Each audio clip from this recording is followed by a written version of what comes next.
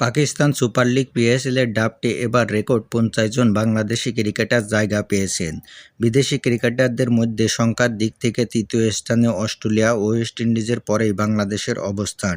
ড্রাফটে থাকা বাংলাদেশি ক্রিকেটারদের মধ্যে সর্বোচ্চ ২,২০,০০,০০০ পাকিস্তানি রুপি ভিত্তিমূল্য নির্ধারণ করা হয়েছে ৩ জনের। তারা হলেন সাবেক বিশ্বসেরা অলরাউন্ডার সাকিব আল হাসান, অভিজ্ঞ মুশফিকুর রহিম ও তরুণ উইকেটকিপার ব্যাটসম্যান জাকির হাসান। এছাড়া সরাসরি চুক্তির ৬ জন বিদেশি ক্রিকেটারদের একজন হিসাবে কাটার মাস্টার খ্যাত মুস্তাফিজুর রহমানকে দলে ভিড়িয়েছে লাহোর কালান্দার্স। ১,১০,০০,০০০ ক্যাটাগরিতে আছেন ২২ জন বাংলাদেশি ক্রিকেটার। তাদের মধ্যে উল্লেখযোগ্য কয়েকটি নাম হলো নাজমুল হোসেন শান্ত, মেহেদী হাসান মিরাজ, লিটন কুমার দাস, তাওহিদ হৃদয় এবং তাসকিন আহমেদ। অন্যদিকে ৬০ লাখ রুপির ক্যাটাগরিতে রয়েছেন সাব্বির রহমান, নাসির হোসেন, সৌম্য সরকার, আকবর আলী সহ মোট ২৫ জন বাংলাদেশি ক্রিকেটার। এবারের ড্রাফটে অস্ট্রেলিয়ার ৬০ জন ও ওয়েস্ট ইন্ডিজের ৫৭ জন ক্রিকেটার নাম লিখিয়েছেন।